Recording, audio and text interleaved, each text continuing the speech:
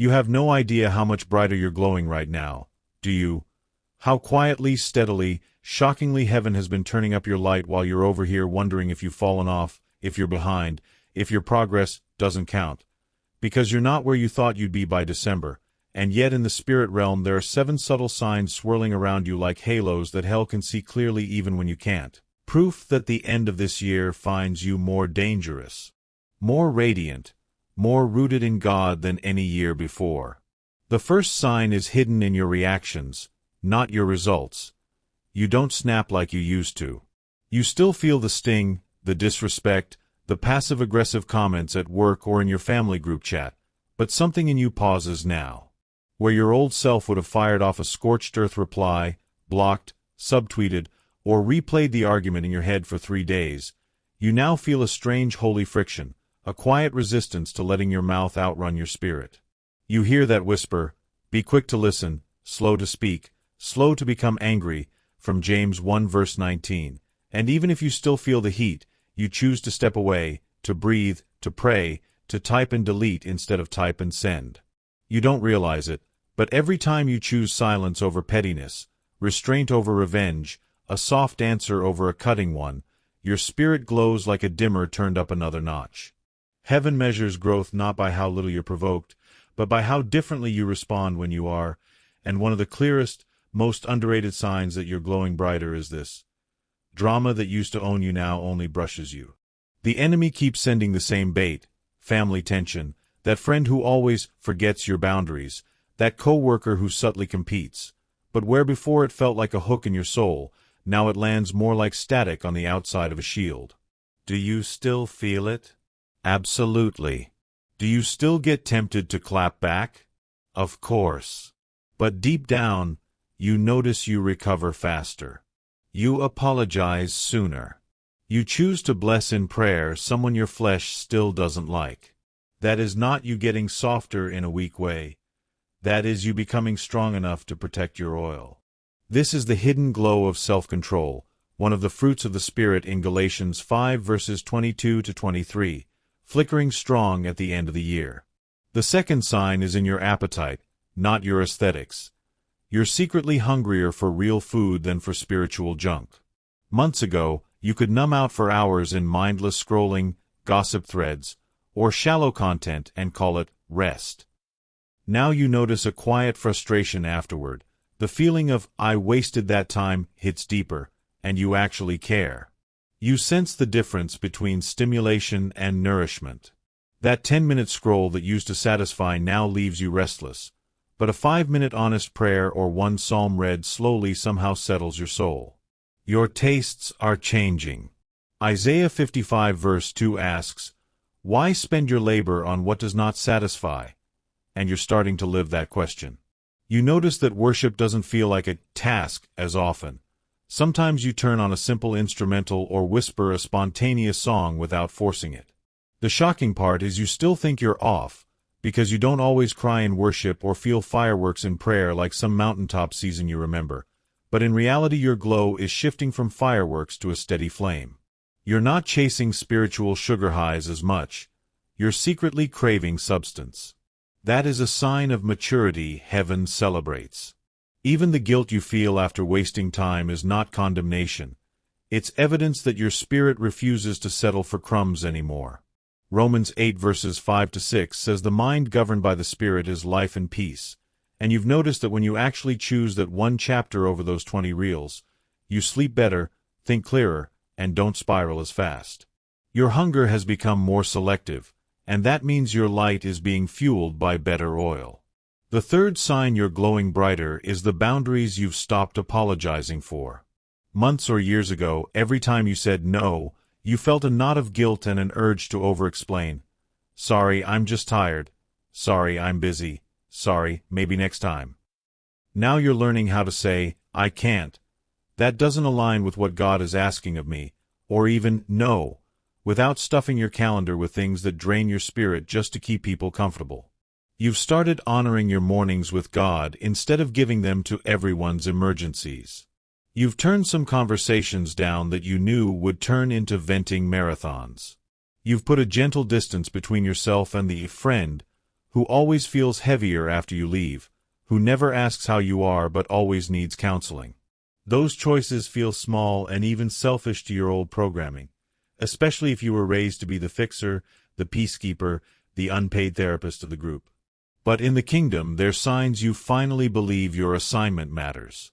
Proverbs 4 verse 23 says, "Above all else, guard your heart, for everything you do flows from it." And the fact that you're finally acting like your heart is worth guarding is proof that you're not just calling yourself chosen, you're starting to live like it. You might still tremble when you send that "I won't be able to make it" text. You might still worry they'll think you've changed. But you have changed, and that's the point. Your light is no longer up for cheap rental. It's being reserved for where God actually sends you. The fourth subtle sign is how much more clearly you're seeing your circle. There was a time you clung to certain connections out of fear. Fear of being alone, fear of missing out, fear of being misunderstood. As the year has unfolded, you've watched certain relationships shift. Some have gone quiet when you started getting serious about God. Some became strangely edgy when you mentioned fasting or pulling back from certain habits. Others have leaned in, asking deeper questions, matching your growth instead of resenting it. Secretly, heaven has been conducting a relational audit on your behalf.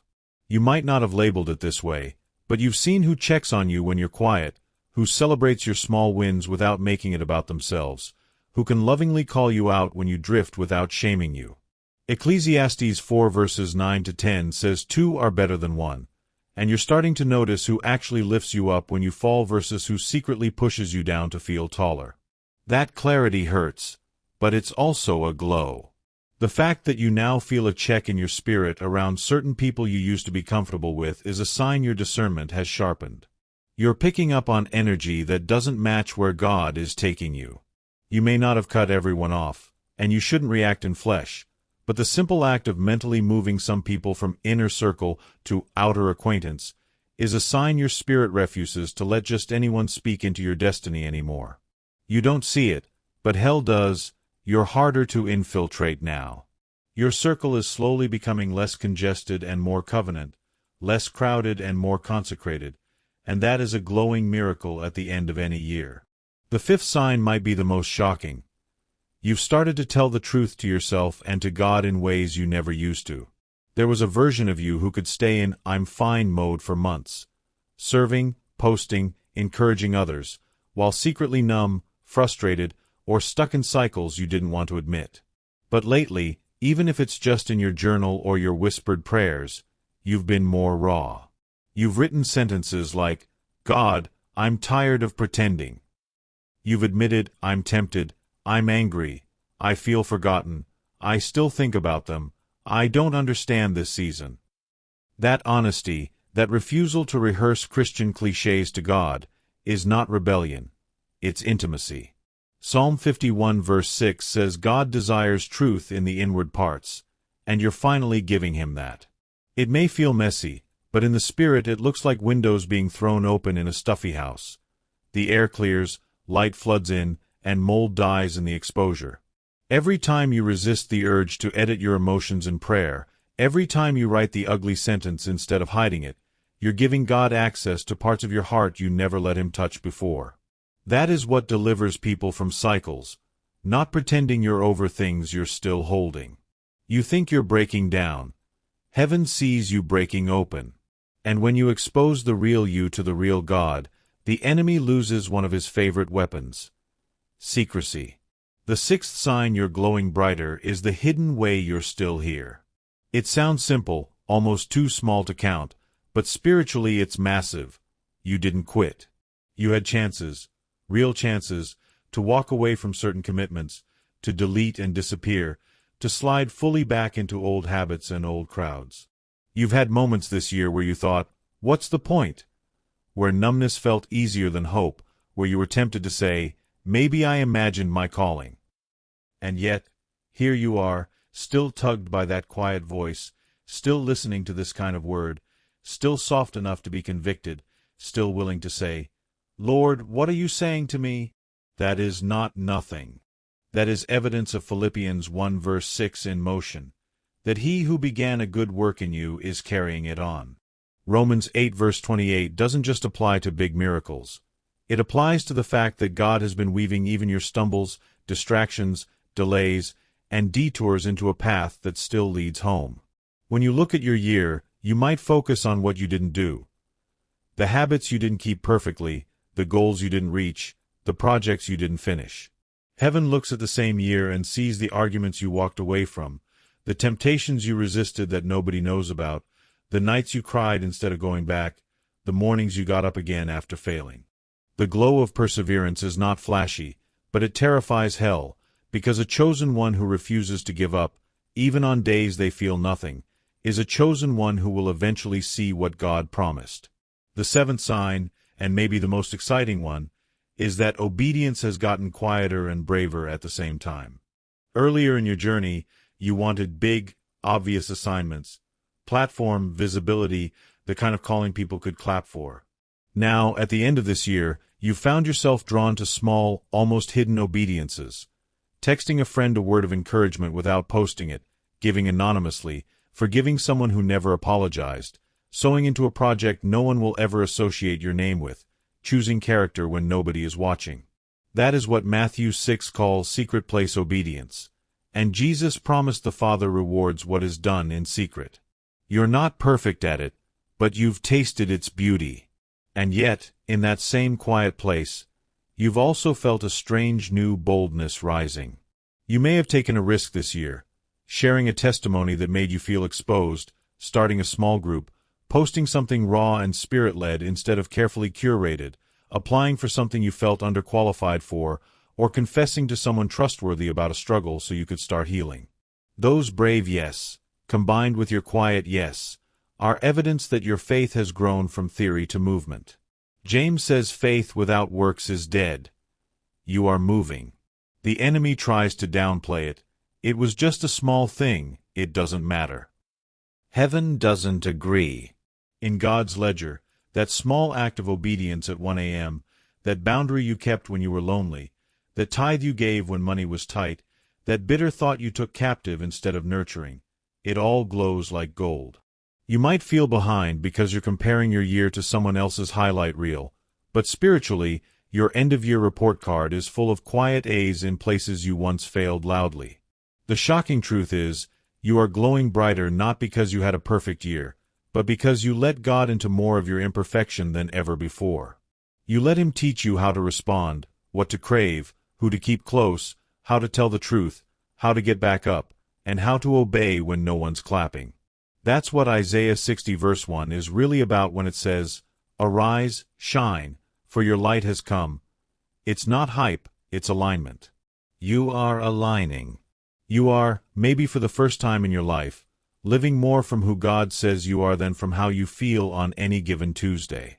So as this year closes, here's the hidden reality. You are not dimmer, you are more focused.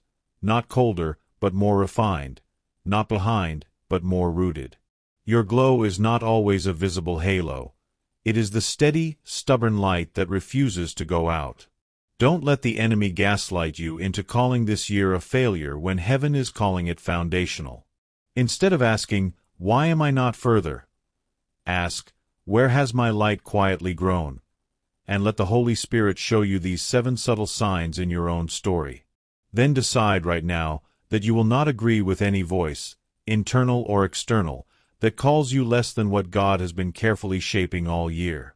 Before this year ends, take one concrete step that matches what He's already done in you.